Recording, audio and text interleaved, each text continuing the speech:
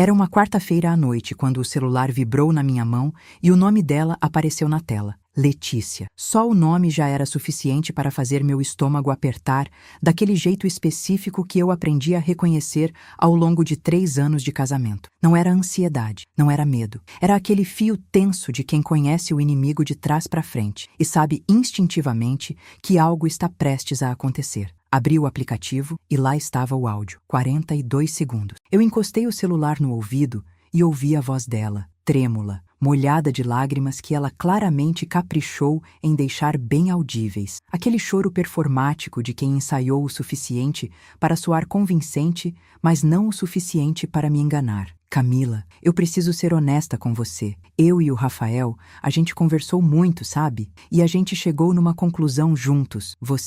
Você tem que sair da nossa vida. É o que é melhor para todo mundo. Uma pausa dramática. O som de um suspiro profundo. Espero que você entenda. 42 segundos. 3 anos de casamento. Uma vida inteira que eu construí com o homem que eu amei de verdade. Reduzida a um áudio de 42 segundos, gravado pela irmã dele às 8h30 da noite. Fiquei olhando para a tela por um longo momento. Senti o calor do celular na palma da minha mão. Ouvi o barulho da geladeira lá na cozinha. Aquele zumbido constante que Rafael sempre disse que ia mandar consertar e nunca consertou. Vi pela janela as luzes do prédio em frente, piscando no reflexo do vidro. E então, fiz uma coisa que, tenho certeza, Letícia jamais esperava que eu fizesse. Digitei 2 palavras, só 2. Entendido. Enviei. Depois fui até a gaveta do escritório. Peguei a pasta bege que estava lá há exatamente 22 dias. Abri com calma. Peguei a caneta que estava por cima das folhas e assinei. Página 1, página 2, página 3, rubrica, assinatura final. Coloquei tudo em ordem, clipes no lugar certo, dobrei com cuidado e fui até a mesa de jantar,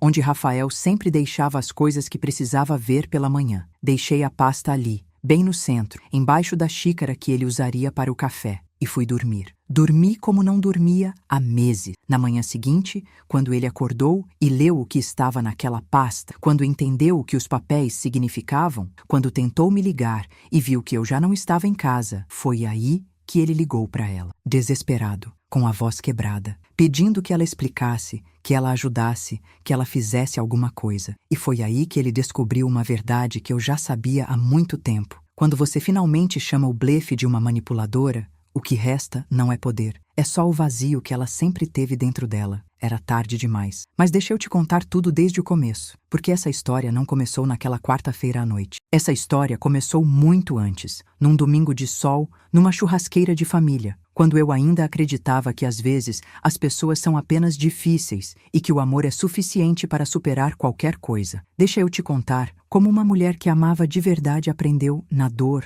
na humilhação e no silêncio, que existem batalhas que você não vence tentando ser boa. Você vence quando finalmente decide ser esperta. Eu me chamo Camila, tenho 34 anos. Sou formada em marketing. Trabalho numa agência de comunicação há 8 anos. Fui promovida 2 vezes por mérito próprio. Pago minhas contas, tenho meu apartamento, tenho minhas amigas, tenho minha vida. Conto isso não por vaidade, mas porque é importante que você entenda quem eu era antes de tudo isso. Eu não era uma mulher perdida que dependia do casamento para se definir. Eu era uma mulher inteira que escolheu se casar porque amava, não porque precisava. Conheci Rafael numa festa de aniversário em comum há quase 5 anos. Ele chegou atrasado, pediu desculpas para todo mundo com aquele sorriso levemente envergonhado que depois eu descobri ser um traço constante do caráter dele. E quando me estendeu a mão para se apresentar, ficou vermelho. Esse homem enorme, 1,83 m, que jogava futebol nos fins de semana e carregava caixas com uma mão só, ficou completamente vermelho diante de mim. Me apaixonei naquele instante. Não pelo vermelho, pela honestidade que o vermelho revelava. A gente namorou por 1 ano e meio. Foi bonito, foi real. Foi daquele tipo de relacionamento em que você aprende a gostar de coisas que nunca imaginou que ia gostar só porque a outra pessoa gosta. Eu aprendi a assistir futebol. Ele aprendeu a tomar vinho sem fazer cara feia. Foi assim, natural. Quando ele pediu para casar, no terraço de um restaurante, com um anel simples e um discurso que ele claramente tinha ensaiado e claramente esqueceu no meio, eu disse sim antes que ele terminasse a frase. E então veio o casamento. E com o casamento veio Letícia. Vou ser justa, ela não foi sempre assim. Ou melhor, Ela sempre foi assim, mas eu demorei para enxergar porque ainda não sabia o que estava vendo. No começo, ela parecia apenas uma irmã muito próxima do irmão. Próxima demais, talvez, mas eu atribuí isso à dinâmica familiar deles. A mãe do Rafael, Dona Marta, sempre foi uma mulher ocupada, centrada no trabalho, não muito presente na criação dos filhos. Rafael e Letícia cresceram se apoiando muito um no outro. Eu entendia isso, respeitava isso, achei bonito até. Letícia tem 30 anos, 3 anos mais nova que o irmão. Ela trabalha em recursos humanos, o que, aprendi mais tarde, é uma ironia das grandes, porque essa mulher não tem o menor recurso para lidar com o ser humano ao lado dela, a menos que esse ser humano seja exatamente o que ela quer que ele seja. Ela é bonita, bem arrumada, sempre com o cabelo no lugar, sempre com o batom certo, sempre com uma resposta pronta. E é exatamente nessa prontidão que mora o perigo. Mulheres manipuladoras raramente são desorganizadas, elas são meticulosas. Os primeiros sinais foram tão sutis que eu quase me convenço quando os revisito agora de que eu estava inventando, mas não estava. O primeiro foi numa sexta-feira, umas 2 semanas depois do casamento. Rafael e eu estávamos jantando na casa da Dona Marta, aquela tradição de sexta que a família tinha há anos e que eu havia entrado com muito prazer. Eu tinha feito um bolo de cenoura para levar, a receita da minha mãe, com cobertura de chocolate. Deixei na bancada da cozinha enquanto ajudava a pôr a mesa. Letícia entrou na cozinha, olhou para o bolo, olhou para mim e disse com aquela voz doce de quem não quer ofender ninguém: "Ai, que fofo! Parece bolo de padaria, né? Aqueles mais simples." Sorriu, saiu. Era um bolo maravilhoso. Eu sei fazer bolo, mas aquela frase ficou. Não pelo bolo, pela forma como foi dita, com aquele tom de quem está fazendo um elogio, mas as palavras escolhidas não permitem que o elogio se sustente. Falei para Rafael mais tarde, na cama, com cuidado, sem exagerar. Ele deu uma risada suave. "Ah, Cami, você está lendo demais nas coisas." Ela quis dizer que era caseiro. Era um elogio. Não discuti, mas anotei mentalmente. O segundo sinal foi 1 mês depois, também na casa da sogra. Letícia chegou com uma amiga nova, uma tal de Viviane, e em algum momento da noite, as duas estavam olhando fotos antigas no celular da Letícia, fotos de família, quando Letícia disse, alto o suficiente para eu ouvir sem que parecesse que era proposital: "Essa aqui é a Fernanda, namorada antiga do Rafael. Gente, era linda demais essa menina, e entendia tudo de culinária, cozinhava que era uma coisa." Viviane concordou com entusiasmo. Rafael estava na sala ao lado e não escutou. Eu estava a 2 metros e escutei cada palavra. Não disse nada, mas alguma coisa dentro de mim começou a prestar atenção de um jeito diferente. O terceiro sinal foi o que me fez parar de chamar de acidente. Tínhamos planejado uma viagem para o litoral, Rafael e eu, nossa primeira viagem a 2 depois do casamento, 3 dias num chalezinho que eu tinha reservado com 2 meses de antecedência. Na semana antes da viagem, Letícia ligou para Rafael chorando. Disse que estava muito mal, que estava com crises de ansiedade, que precisava dele por perto. Rafael ficou partido. Me olhou com aquele olhar de cachorro molhado que eu já conhecia e disse que talvez fosse melhor a gente adiar a viagem, que ele precisava ficar perto da irmã. Eu disse tudo bem, claro, família primeiro. Cancelamos. Perdi o sinal do chalezinho. 2 dias depois, Letícia estava postando fotos num barzinho com as amigas, rindo, champanhe na mão, com uma legenda sobre vida boa e pessoas que valem. Fui até o banheiro, fechei a porta, sentei na borda da banheira e fiquei olhando para a parede por uns 10 minutos. Não chorei, não gritei. Só fiquei ali, organizando os pensamentos, colocando os fatos em fila. E quando saí do banheiro, eu já havia tomado uma decisão silenciosa. A partir daquele momento, eu iria prestar atenção, de verdade, em tudo. Mas antes de eu continuar te contando como tudo isso se desenrolou, deixa eu te pedir uma coisa do coração. Se essa história está chegando em você de alguma forma, se você já se sentiu assim, se já foi a mulher que olha para a parede do banheiro tentando entender o que está acontecendo, aperta o like e se inscreve no canal agora, porque você não está sozinha nessa, e eu preciso saber que estou falando com alguém que entende. Me conta também nos comentários. De onde você está me acompanhando? Agora vamos continuar, porque a história está longe de terminar. O casamento tinha pouco mais de 3 meses quando eu finalmente sentei e tentei entender o que estava na minha frente. Não é que eu fosse ingênua, é que a gente tende a dar o benefício da dúvida para as pessoas que fazem parte da família de quem ama, especialmente no começo, especialmente quando se quer muito dar certo. Eu queria muito dar certo. Amava Rafael de verdade. Amava a ideia de família que ele representava. Queria ser boa cunhada, boa nora, boa esposa. Queria ser aceita. E é exatamente aí que as Letícias do mundo ganham. Porque quando você está tão ocupada tentando ser aceita, você não percebe que a pessoa responsável por te aceitar não tem nenhuma intenção de fazê-lo. Rafael e eu nos casamos numa cerimônia pequena, só família e amigos próximos, numa chácara aqui perto. Eu usei um vestido que tinha encontrado numa brechó de luxo, reformado pela costureira da minha mãe, e ficou tão bonito que até hoje tenho orgulho. Rafael chorou quando me viu entrar. Dona Marta chorou. Minha mãe chorou. Eu chorei. Todo mundo chorou exceto Letícia, que ficou sorrindo durante toda a cerimônia, com aquele sorriso que eu já estava começando a decifrar. Não era um sorriso de felicidade, era um sorriso de tolerância. O sorriso de quem está ali porque precisa estar, não porque quer. Na festa, depois da cerimônia, Letícia fez um brinde, ficou de pé, pegou a taça e disse: "Meu irmão sempre foi o amor da minha vida. Eu cresci sendo a mulher mais importante da vida dele. E eu sei que isso vai mudar agora." Uma pausa. Todo mundo achou emocionante. "Torço para que vocês sejam felizes." Sorriu. Sentou. Minha amiga Priscila, que estava ao meu lado, me olhou de lado e cochichou. "Que discurso mais estranho." Eu concordei com os olhos. Ninguém mais pareceu notar nada, mas eu notei. E guardei. Nos meses seguintes, a Letícia foi construindo o seu território peça por peça, com a paciência e a precisão de quem tem um plano de longo prazo. Ela ligava para Rafael toda semana, às vezes 2, 3 vezes por semana, com atualizações sobre a própria vida, que, analisando de fora, poderiam muito bem ser resolvidas sem a participação do irmão. Problemas no trabalho, discussões com amigas, dúvidas sobre o apartamento dela. Cada telefonema era um laço. Cada problema era uma corda que ela enrolava um pouco mais. E Rafael atendia, sempre, com aquela disposição genuína de irmão mais velho que quer proteger a caçula. Não era maldade da parte dele, era cegueira. E a cegueira de quem ama pode ser a ferramenta mais eficiente que uma manipuladora tem à disposição. As invasões de espaço começaram de forma gradual, quase imperceptível. Primeiro, eram visitas avisadas com pouca antecedência. "Oi, irmão, estou aqui perto. Posso passar rapidinho?" E aparecia. Ficava 2 horas, às vezes 3. Sentava na cadeira da sala como se aquela cadeira fosse dela. Pegava comida da geladeira sem perguntar. Comentava sobre a decoração do apartamento de um jeito que nunca era uma crítica direta, mas também nunca era um elogio limpo.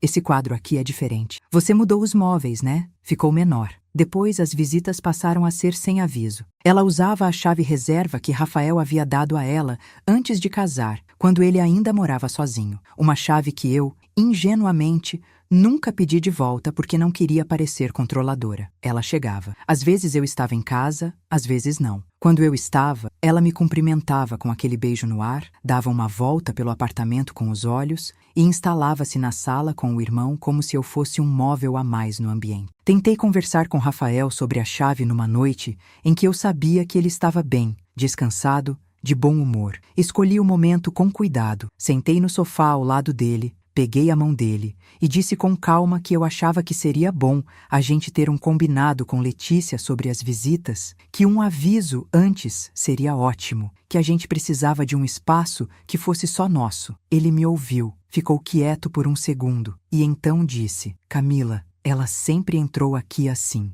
Antes de você chegar nessa casa, ela já entrava assim. Eu não posso agora falar para minha irmã que ela não pode vir me visitar." Não disse "antes de você chegar", disse "antes de você chegar nessa casa." Percebi a diferença. Não disse nada naquele momento, mas a diferença ficou. A escalada das investidas de Letícia seguiu uma lógica que só ficou completamente clara para mim muito depois, quando eu já tinha evidências suficientes para montar o quebra-cabeça inteiro. O que ela fazia era criar, pacientemente, uma narrativa paralela sobre o nosso casamento. Uma narrativa que ela ia construindo em conversas separadas com o irmão, peça por peça, sempre com o cuidado de nunca atacar diretamente, nunca acusar explicitamente, mas sempre plantar alguma semente de dúvida ou insatisfação. Comecei a notar quando Rafael voltou de um almoço com ela, num sábado, com uma expressão diferente. Não exatamente fechada, mas pensativa de um jeito que não era natural nele. Perguntei se estava tudo bem.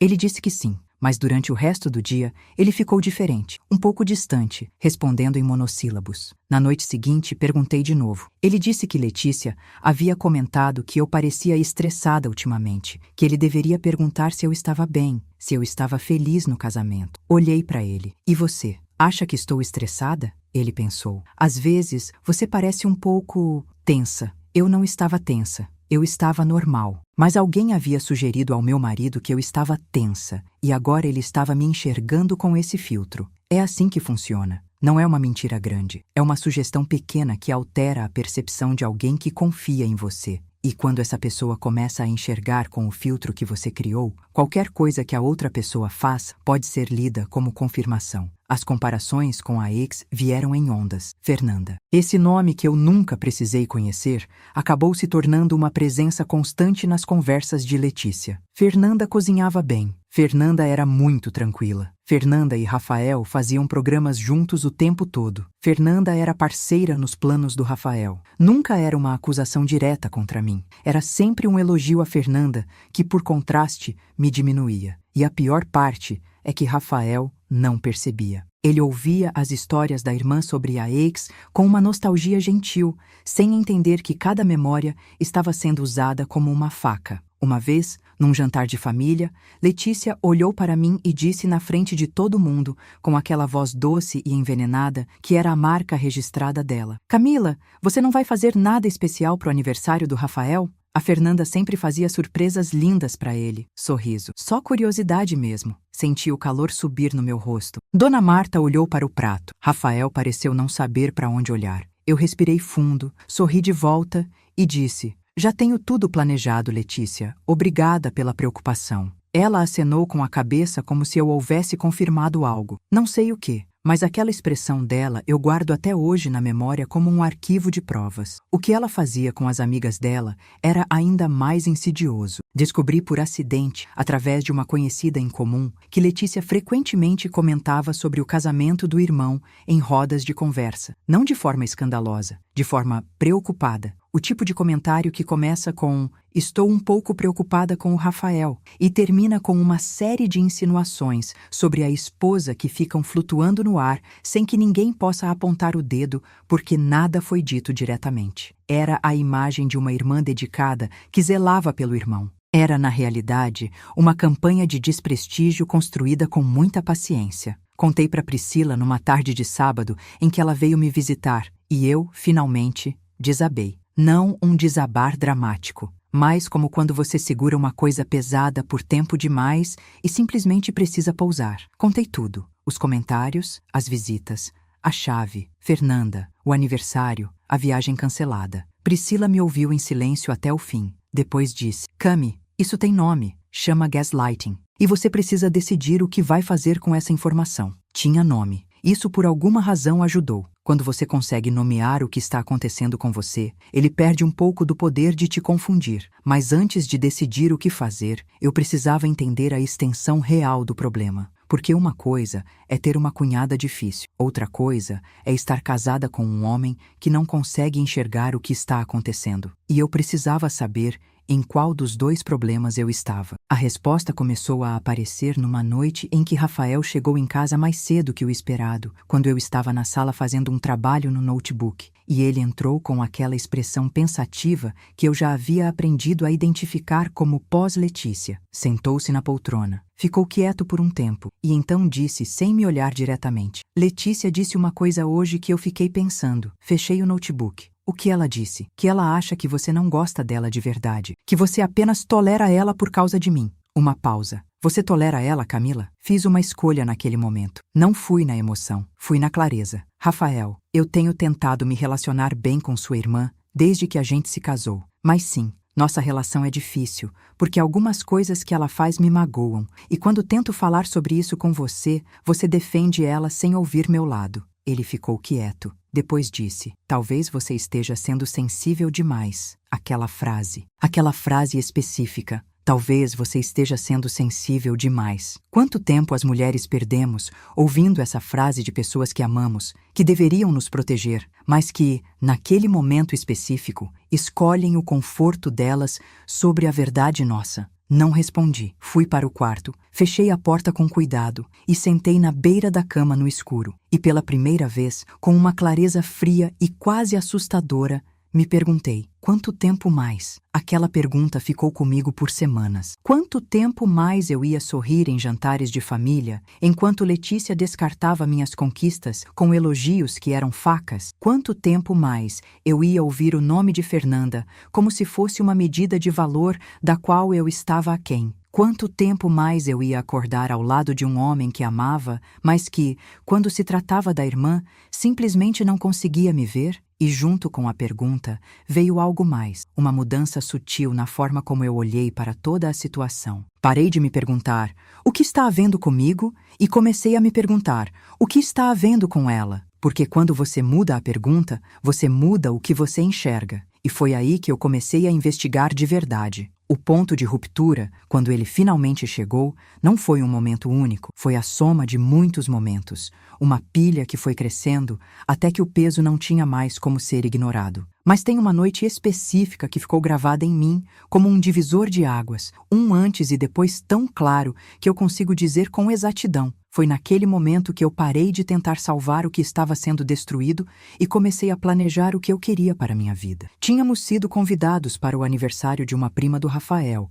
uma festa maior, em sítio alugado, com bastante gente. Eu me preparei, me arrumei bem, estava animada porque fazia tempo que a gente não saía junto para algum evento assim. No carro, Rafael estava bem, conversamos, cantamos música no rádio, foi bom. Quando chegamos, Letícia estava lá, claro, e a forma como ela cumprimentou Rafael, aquele abraço longo, aquele "ai, saudade, te via faz tanto tempo", sendo que eles haviam se visto 4 dias antes, deveria ter me preparado para o que estava por vir. Durante a festa, toda vez que eu me aproximava de Rafael, Letícia aparecia. Quando eu estava de um lado dele, ela aparecia do outro. Quando eu ia buscar algo para beber e voltava, ela estava no meu lugar na conversa. Não era coincidência, era sistemático.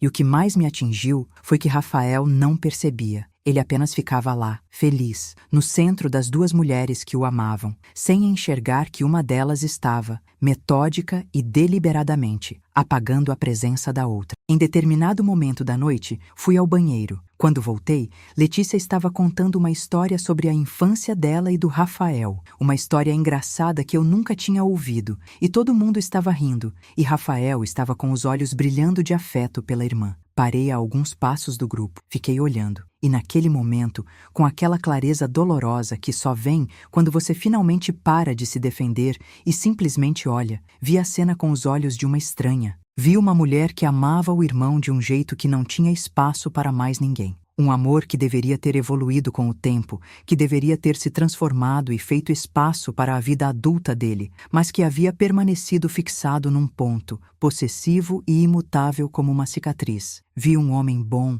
genuíno, que tinha um ponto cego tão profundo que nenhuma palavra minha, por mais cuidadosa que fosse, conseguia alcançar. E vi a mim mesma de fora, parada à margem da própria família, estranha no próprio casamento. Foi uma dor fria. Não o tipo de dor que te faz chorar, o tipo que te faz pensar. Na semana seguinte, comecei a coletar, não de forma paranoica, de forma organizada. Toda vez que Letícia dizia algo que me incomodava, eu anotava no aplicativo de notas do celular, data, hora, o que foi dito, quem estava presente. Toda vez que Rafael repetia algo que claramente havia vindo de uma conversa com ela, eu anotava. Toda vez que ele usava o argumento do "talvez você esteja sendo sensível demais", eu anotava. Comecei também a prestar atenção nas conversas da Letícia de uma forma diferente. Não apenas no conteúdo, mas no padrão. Porque pessoas manipuladoras têm padrões. Elas não são aleatórias. São previsíveis de uma forma paradoxal,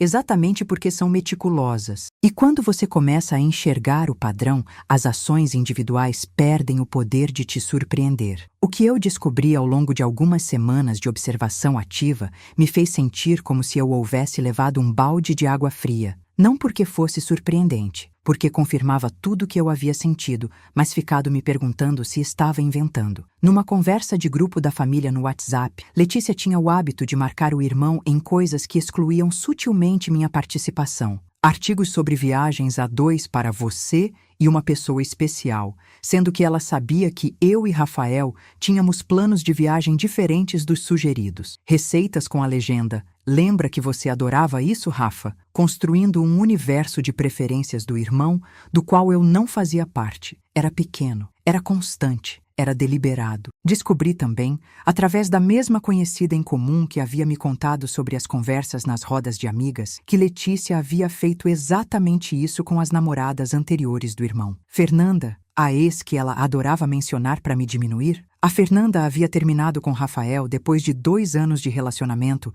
alegando que ele nunca priorizava a relação deles. Uma amiga da Fernanda havia contado isso para minha conhecida com todas as letras. Letícia havia sido, na avaliação da Fernanda, obcecada com o irmão de um jeito perturbador. Antes da Fernanda, havia a Raquel. Raquel tinha durado menos de 1 ano. Também havia saído com a sensação de que nunca havia sido realmente aceita na família. Eu não era o problema. Nunca fui. Era o padrão. E os padrões não param por conta própria. Quando juntei todas essas informações, quando li as notas que havia acumulado, quando coloquei lado a lado o histórico do relacionamento de Letícia com as namoradas e esposas do irmão, entendi com uma precisão cirúrgica o que estava na minha frente. Não era uma cunhada difícil. Era uma dinâmica patológica que nunca havia sido confrontada, nunca havia sido nomeada, nunca havia recebido consequências reais, porque Rafael, bom demais, amando demais, nunca havia enxergado. E Letícia, sabendo disso, havia se sentido invencível. Chegou a hora de confrontar. E eu me preparei para isso com o mesmo cuidado com que havia me preparado para qualquer apresentação importante no trabalho. Não cheguei com raiva, cheguei com fatos. Escolhi uma tarde em que Letícia havia passado lá em casa, sem avisar, como de costume. Rafael não estava, havia saído para resolver algo. Quando ela entrou e me viu sozinha na sala, por uma fração de segundo, vi no rosto dela algo que ela normalmente escondia muito bem. Surpresa. Não esperava me encontrar ali. Ou talvez não esperava me encontrar assim. Calma, sentada, com uma expressão que não era de raiva nem de mágoa. Letícia, boa tarde. Pode sentar. Quero conversar com você. Ela sentou com aquela postura de quem está se preparando para um ataque, levemente rígida, levemente na defensiva, mas ainda cobrindo isso com um sorriso educado. Claro, Camila. O que foi? Fui direta. Não com crueldade, mas sem rodeios. Listei fatos. Disse que havia observado um padrão de comportamento dela que me prejudicava. Dei exemplos concretos, com datas. Disse que havia sabido sobre o histórico com as namoradas anteriores do irmão. Disse que entendia que o amor dela pelo irmão era real, mas que a forma como esse amor se manifestava era destrutiva para o casamento dele. Ela me ouviu em silêncio, nenhuma expressão. Quando terminei, ficou alguns segundos quieta, e então a máscara desceu. Não foi uma explosão, foi pior, foi frio. Você acha que vai me ensinar como me relacionar com o meu próprio irmão? Você que entrou nessa família há 3 anos e acha que sabe de alguma coisa? A voz ainda estava controlada, mas havia uma dureza nela que eu não havia visto antes. Eu conheço o Rafael há 30 anos. Eu sei o que é bom para ele. E você, Camila, com todo o respeito, nunca vai ser o que ele precisa. Deixei ela terminar. Depois disse com calma. Obrigada pela honestidade, Letícia. É a primeira vez em 3 anos que você foi direta comigo. Ela se levantou, pegou a bolsa e foi embora. Não bateu a porta. Fechou com cuidado. O que foi, de alguma forma, mais assustador. Naquela noite, quando Rafael voltou e eu contei o que havia acontecido, a conversa que se seguiu foi a pior que tivemos no casamento. Não porque houve grito, houve muito silêncio. Rafael ficou ouvindo e quando terminei disse: "Você foi confrontar minha irmã sem me contar antes?" Não. O que ela disse foi errado. Não. Entendo que você precisava fazer isso. Mas você foi confrontar minha irmã sem me contar? Eu estava no centro do casamento que havia construído há 3 anos, olhando para o homem que amava e me sentindo completamente sozinha. Rafael, eu vim te contar várias vezes. Em todas elas você disse que eu estava sendo sensível demais. Ele não respondeu a isso. Ficou quieto por um tempo longo. E então disse que ia ligar para Letícia. Levantou e foi para o quarto. Fiquei sentada na sala, ouvindo, do lado de fora da porta, o murmúrio da conversa. Não conseguia distinguir as palavras, mas ouvia o tom. E o tom me disse tudo o que eu precisava saber. Naquele momento, sentei com a minha própria dor, deixei ela estar ali e depois,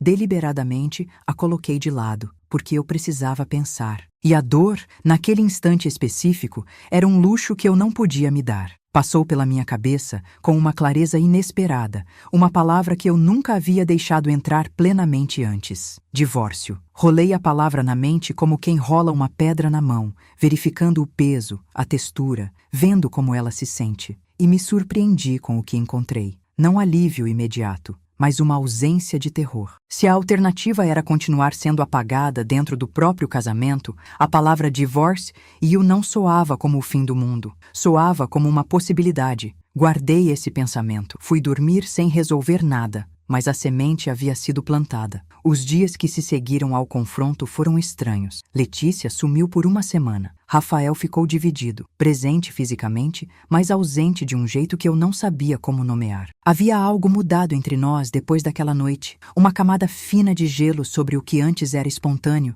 e eu sentia isso em cada conversa, em cada silêncio na cama, em cada "tudo bem?" que recebia como resposta a qualquer pergunta mais profunda. Aprendi naquela semana algo que só entende quem já passou por isso. Quando um casal para de brigar de verdade, não significa que os problemas foram resolvidos. Às vezes significa que um dos dois se cansou de tentar. E eu, honesta comigo mesma, estava começando a me cansar. Falei com Priscila numa tarde. Contei tudo sobre o confronto, sobre a reação do Rafael, sobre como me sentia. Ela me ouviu e depois perguntou, direto ao ponto como ela sempre é: Cami, você ainda quer esse casamento? Fiquei em silêncio por um tempo antes de responder. Eu quero o Rafael que eu conheci, mas começo a me perguntar se esse Rafael ainda existe, ou se foi sendo substituído aos poucos por alguém que não consegue me ver. Priscila não disse nada por um momento. Depois, seja qual for sua decisão, você precisa estar preparada, não reativa, preparada. Aquela palavra ficou,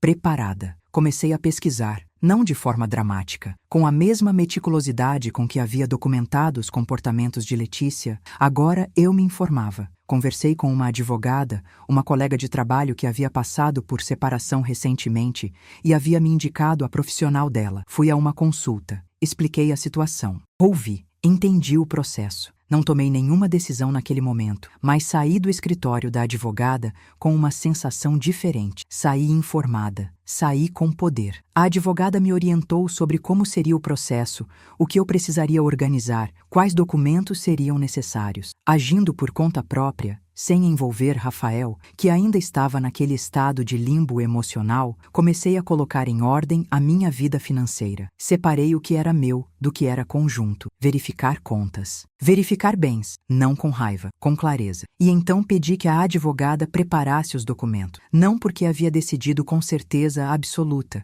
mas porque queria ter a opção. Queria saber que, se chegasse ao ponto de precisar, não estaria paralisada pela imprevisão. Quando os documentos ficaram prontos, paguei a consultoria, coloquei o envelope na gaveta do escritório e continuei minha vida. Isso foi 22 dias antes da quarta-feira do áudio. Naquelas 3 semanas, tentei ainda. Sugeri terapia de casal para Rafael, que aceitou com uma relutância que me doeu, mas aceitou. Fomos a 2 sessões. Na segunda sessão, o terapeuta abriu espaço para que Rafael falasse sobre como se sentia no conflito entre a irmã e a esposa. Rafael ficou em silêncio por um tempo e então disse, com a honestidade que o caracterizava: eu sinto que estou sendo obrigado a escolher. E eu não quero escolher. O terapeuta perguntou por quê. Rafael disse, porque eu amo as duas. O terapeuta olhou para mim. Eu olhei para Rafael. E naquele momento, entendi uma coisa fundamental. Ele achava que não escolher era uma forma de cuidar de mim também.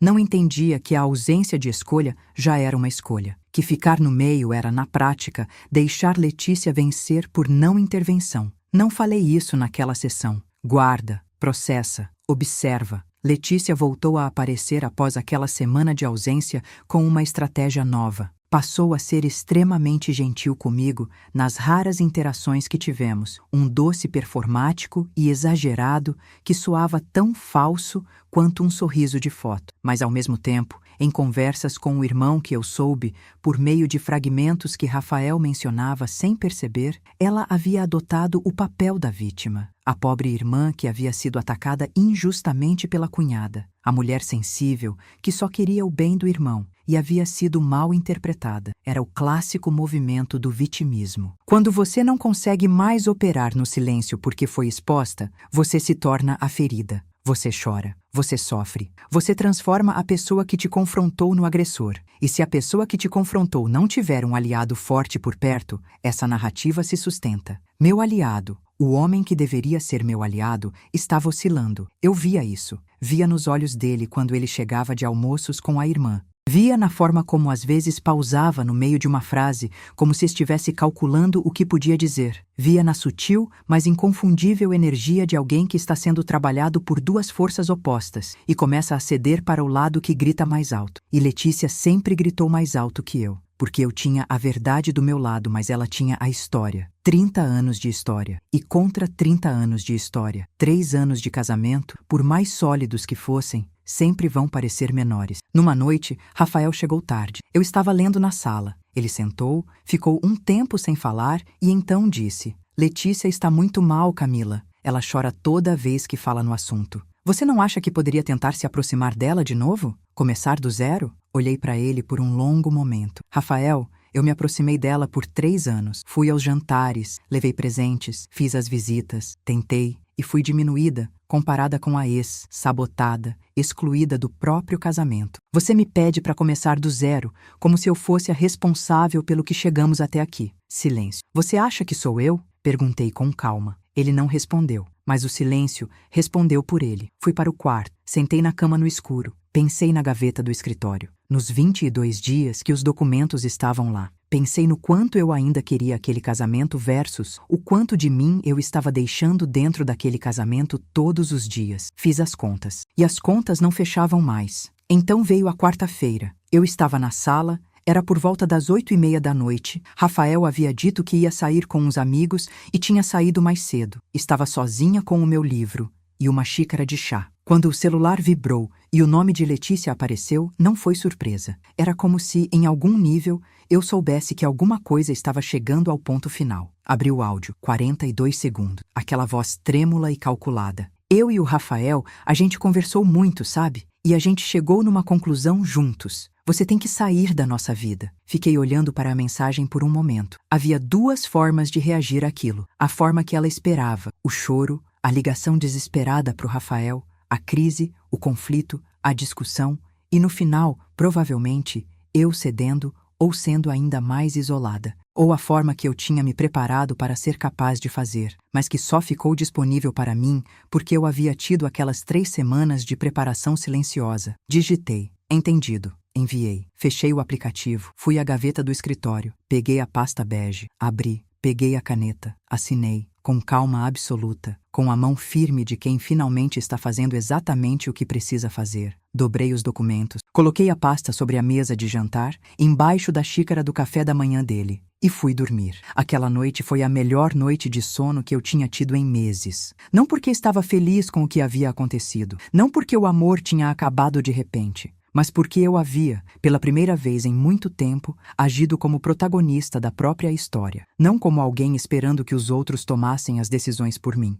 Não como alguém paralisada pela dor ou pelo medo. Como alguém que havia reunido as evidências, avaliado a situação, tomado uma decisão e agido. Dormi com a leveza de quem soltou uma carga que estava carregando há tempo demais. De manhã, acordei antes do alarme, o que é incomum em mim. Fiz minhas coisas com calma, me arrumo, coloquei as últimas coisas que precisava numa mochila que já estava parcialmente preparada há dias e saí antes que Rafael acordasse. Fui para o apartamento da Priscila, que havia combinado ficar comigo naquela semana. Ela abriu a porta, me olhou e disse: "Você está bem?" Não foi pergunta, foi constatação. "Estou", disse. Por volta das 7:30 da manhã, o celular tocou. Rafael. Deixei tocar. Ele mandou mensagem: "Camila, o que é isso? Me liga." Não liguei. Depois de uns 10 minutos, outra mensagem. "Cami, eu preciso falar com você. Por favor." Silêncio da minha parte. Estava processando, organizando meus pensamentos,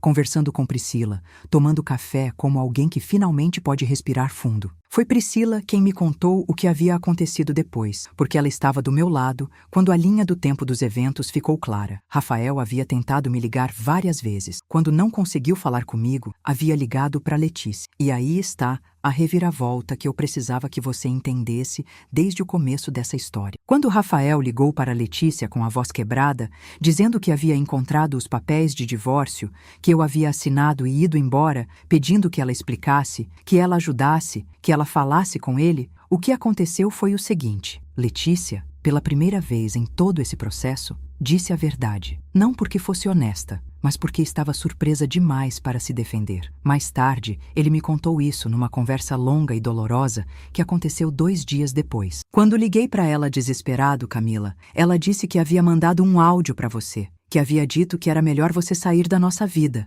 Uma pausa. Ela disse isso como se fosse normal, como se fosse lógico. Disse: Rafinha, é melhor assim, você vai ver. E eu fiquei olhando para o celular depois que desliguei e pela primeira vez entendi o que a Camila esteve tentando me mostrar por 3 anos. Pela primeira vez, 3 anos, para que ele visse o que estava na frente dele. Não vou mentir que não deu uma facada ouvir isso. Porque deu. Porque 3 anos é muito tempo. Porque 3 anos de comentários, de viagens canceladas, de Fernanda, de você está sendo sensível demais, de silêncios e de escolhas que não eram escolhas, são uma ferida real. E entender que o homem que você amava precisou de uma confissão involuntária da irmã manipuladora para finalmente enxergar a verdade é um tipo específico de dor que não tem nome fácil. Mas junto com a dor, havia algo mais. Uma confirmação. Eu não havia inventado. Eu não havia exagerado. Eu não havia sido sensível demais. Tudo que eu havia sentido, documentado, observado, sofrido, era real. E agora havia testemunha, o próprio Rafael. Ele pediu que eu voltasse. Ligou várias vezes nos dias seguintes. Mandou mensagens longas, cuidadosas, que eu li com atenção porque Rafael merecia que eu lesse, porque independente de tudo, ele era um homem bom, que havia tido um ponto cego enorme, não um vilão. Ele disse que havia tido uma conversa longa e definitiva com Letícia, que havia estabelecido limites pela primeira vez na vida deles dois, que havia percebido que precisava de ajuda para entender por que havia sido tão cego, que queria terapia, individual primeiro, de casal depois se eu topasse. Também soube, através de Rafael, o que havia acontecido quando Letícia percebeu as consequências reais do que havia feito. Ela havia entrado em colapso. Chorado de verdade dessa vez. Não o choro calculado dos áudios e das cenas, mas o choro de quem perdeu o controle da situação e não sabe mais como recuperar. Havia tentado me ligar, número que eu havia bloqueado. Havia tentado me contatar por outras formas. Havia dito a Rafael que havia brincado com o áudio, que não era para valer, que ele não podia me deixar ir. Mas era tarde demais, e ela sabia que era tarde demais desde o momento em que eu havia respondido. Entendido. Porque o que ela não havia calculado, em todos os seus anos de manobras meticulosas, é que a pessoa que ela havia subestimado, a mulher que ela havia comparado com ex-namoradas e tentado diminuir com elogios envenenados, havia sido, silenciosa e pacientemente, se preparando. Não para a guerra, para a liberdade. Quando Rafael e eu nos sentamos para conversar, foi numa tarde neutra num café que nenhum dos dois tinha memória afetiva com o outro. Escolhi o lugar assim de propósito. Queria um espaço sem história. Ele estava diferente, mais quieto do que o normal, com os olhos de alguém que passou por uma revelação difícil e ainda está processando o que ela significa sobre si mesmo. Eu cheguei sabendo o que precisava dizer. Não cheguei raivosa, não cheguei fria, cheguei honesta. Rafael, eu te amei de verdade. Ainda te amo, em alguma medida, porque amor assim não acaba da noite pro dia. Mas eu fiquei 3 anos me tornando menor dentro do nosso casamento. E você, por amor à sua irmã,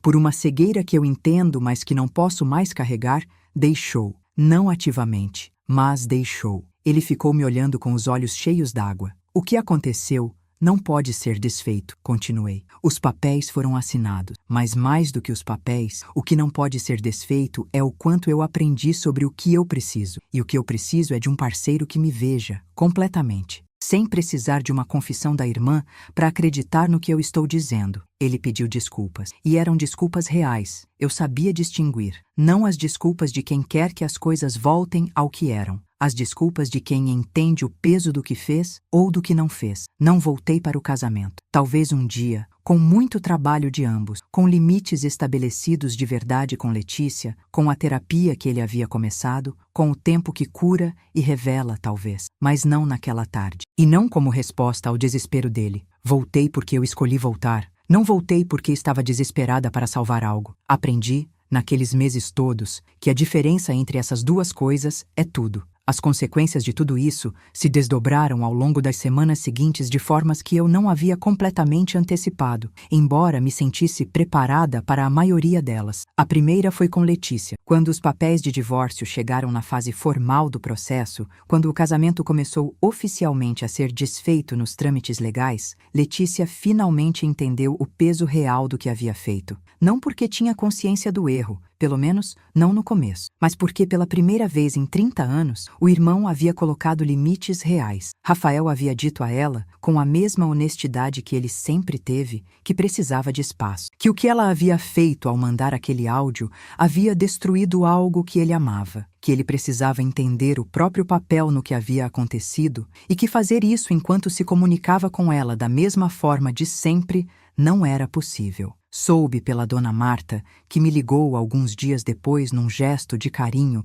que me surpreendeu positivamente, que Letícia havia, pela primeira vez na vida, começado terapia. Não sei se foi iniciativa própria ou sugestão do Rafael. Não sei o quanto foi genuíno versus quanto foi estratégico, mas o fato é que algo havia mudado no sistema familiar deles, uma perturbação real no equilíbrio que havia se sustentado por décadas à custa de mulheres como eu e como Fernanda e como Raquel antes de mim. Dona Marta, nessa conversa, me pediu desculpas também. Disse que havia visto coisas ao longo dos anos e ficado quieta porque não queria se meter entre os filhos. Disse que havia se arrependido de não ter falado. Não era uma grande revelação, mas era honesta. E honestidade, aprendi, é rara o suficiente para merecer reconhecimento. Fui morar no meu apartamento, que havia sido o meu antes do casamento e que estava alugado para um casal. Quando o contrato de aluguel deles chegou ao fim, coincidência que só posso chamar de fortuna, retomei o meu lugar. Voltei para as minhas paredes, com os meus quadros,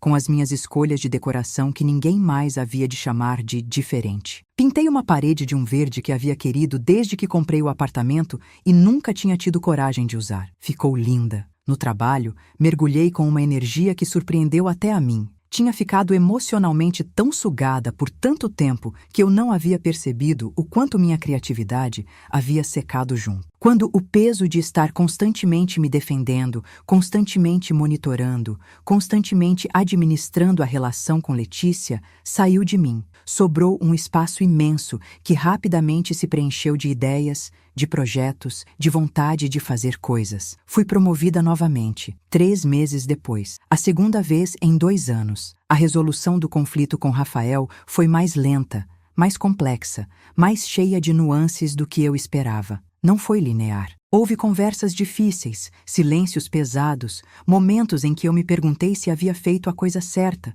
não porque duvidava da decisão em si, mas porque quando você ainda ama alguém, o certo e o fácil raramente são a mesma coisa. Mas havia algo diferente naquelas conversas com Rafael, depois de tudo que havia acontecido. Havia a ausência do filtro. Aquele filtro que Letícia havia colocado entre nós, que ela havia construído pacientemente com comparações e sugestões e narrativas paralelas, havia sido removido. E sem o filtro, Rafael me via, completamente. Pela primeira vez desde o começo do casamento, senti que estava sendo realmente vista por ele. Não vou te dizer que isso salvou o casamento, porque formalmente, legalmente, o casamento foi dissolvido. Os papéis foram processados. O juiz assinou. Foi uma tarde nublada de segunda-feira, e eu saí do cartório com Priscila ao meu lado e tomei um açaí como se fosse um dia qualquer, porque em muitos sentidos era. A vida continua. O que posso te dizer é que Rafael e eu, meses depois, com as feridas em processo de cicatrização, com ele na terapia e mais consciente dos próprios padrões, com eu mais inteira do que havia sido em anos, começamos a nos aproximar de um jeito diferente, mais honesto, sem as paredes que o casamento em crise havia construído, sem a pressão de salvar algo. Apenas 2 adultos que se respeitavam, que haviam passado por uma coisa difícil, que estavam aprendendo o que isso havia revelado sobre cada um deles. Para onde isso vai, honestamente não sei. E pela primeira vez em muito tempo, não saber não me apavora. Letícia, soube indiretamente, está numa relação terapêutica que parece estar revelando coisas que ela passou a vida inteira evitando olhar. O que a terapia faz ou não faz por ela é o trabalho dela, não meu. Não tenho raiva dela da forma que tive. Compreendo que por trás da manipulação havia algo que ela mesma provavelmente não entendia completamente. uma necessidade de controle nascida de algum lugar dentro dela que eu não tenho acesso. Compreender não é o mesmo que perdoar, e perdoar não é o mesmo que esquecer, mas carrego menos peso agora, e isso é um presente que dei a mim mesma. A transformação que esse processo inteiro operou em mim é difícil de descrever com precisão porque transformação real raramente é dramática. Ela é silenciosa, acontece em camadas. Você percebe quando olha para trás e vê que uma versão de você já não existe mais, substituída por algo mais sólido, mais informado, mais inteiro. Aprendi que confiar no meu instinto não é paranoia. Que quando algo me incomoda repetidamente, a coisa certa não é me perguntar se estou exagerando, mas sim investigar com atenção se o desconforto tem fundamento. Invariavelmente tem. O instinto feminino, esse que nos ensinaram a chamar de sensibilidade exagerada, é uma ferramenta de sobrevivência. Usar essa ferramenta é inteligência, não fraqueza. Aprendi que preparação silenciosa é mais poderosa do que reação barulhenta. Cada vez que Letícia esperava que eu explodisse, que fizesse cena, que desse munição para a narrativa dela, eu havia ficado calma. E cada vez que eu ficava calma, ela precisava escalar a manobra. Até que a escalada foi longe demais e ela mesma se destruiu. A paciência estratégica, quando vem de um lugar de clareza e não de medo, é devastadora para uma manipuladora que depende do caos. Aprendi que o amor real, o tipo que vale a pena, te vê. Não parte do tempo, não quando conveniente. Te vê de forma consistente. Escolhe estar ao seu lado quando é difícil. Acredita em você mesmo quando é mais confortável acreditar em outra pessoa. Se você está num relacionamento onde se sente constantemente menor, constantemente questionada, constantemente à margem da própria vida conjugal, não é exagero seu, é sinal. Aprendi que ser preparada não é ser fria. Ter os documentos naquela gaveta não significava que eu não amava Rafael. Significava que eu me amava o suficiente para não ficar paralisada quando chegasse o momento que eu precisasse agir. E amar a si mesma não é o oposto de amar alguém, é o que torna o amor sustentável. Aprendi que quando uma mulher manipuladora te subestima, ela está te dando a maior vantagem que você pode ter, a de agir quando ela não está esperando. Letícia passou 3 anos me subestimando. Achou que eu era a cunhada tolerante que ficaria no lugar que ela havia desenhado para mim. Achou que eu precisava tanto do casamento que jamais teria a coragem de sair. Achou que podia me mandar um áudio chorando com um ultimato e que eu entraria em colapso, ligaria para Rafael desesperada e que no caos que se seguisse, ela encontraria mais uma forma de se colocar como centro. O que ela não contou é que a mulher que ela havia passado 3 anos tentando diminuir havia usado esse tempo para crescer exatamente nos lugares que precisava. Havia documentado, investigado, se preparado, construído a própria saída com calma e precisão. Havia aprendido a diferença entre reagir e agir. Havia decidido que nunca mais seria menor dentro de um espaço que deveria ser seu. Quando ela mandou aquele áudio, achou que estava me expulsando. Na realidade, ela me libertou. E a liberdade, descobri, tem um sabor muito específico. Tem gosto de café tomado devagar numa manhã de segunda-feira, no seu próprio apartamento com a sua parede verde, do jeito que você sempre quis. Tem gosto de trabalho bem feito que é só seu. Tem gosto de uma amiga que abre a porta às 7 da manhã e diz: "Você está bem?", sem precisar perguntar. Tem gosto de dormir com a leveza de quem não está se defendendo mais. Tem gosto de você mesma, inteira, sem tradução. Se você está assistindo isso e reconhece alguma coisa da minha história na sua vida, preciso que você ouça o que vou dizer agora com muita atenção. Você não está exagerando. Seu instinto não está errado. A dor que você sente quando é diminuída, comparada, excluída, invisibilizada dentro de um relacionamento que deveria te acolher, essa dor é real e ela está te dizendo alguma coisa importante. Ouça ela. Não estou dizendo que você precisa sair. Estou dizendo que você precisa se preparar, se informar, se conhecer, se colocar no centro da própria história, não como vítima esperando ser salva, mas como protagonista capaz de agir quando precisar. Porque no dia em que você precisar agir, você vai querer estar pronta, não reativa, preparada. Aquela pasta bege na gaveta não era frieza, era autoconhecimento, era amor próprio em forma de papel. Era uma mulher que havia aprendido, na dor e na humilhação, que ela merecia mais do que estava recebendo e que havia feito algo concreto com esse aprendizado. Você também merece mais. Sua história também importa. Sua paz também é possível. E ela começa quando você decide que começa. Não quando alguém te dá permissão. Não quando as circunstâncias melhoram sozinhas. Quando você decide. Se essa história tocou em algo dentro de você, se você se reconheceu em algum momento, se você está passando por algo parecido agora ou já passou, preciso que você faça uma coisa por mim e por você. Deixa o seu like, se inscreve no canal e me conta nos comentários o que você faria na minha situação. O que você teria feito diferente? Teria esperado mais? Teria agido antes? Não existe resposta errada. Existe a sua verdade e ela merece ser ouvida. Venha fazer parte dessa comunidade de mulheres que se enxergam, que se apoiam, que não se deixam diminuir. Nos vemos no próximo relato. E lembra, você não está sozinha.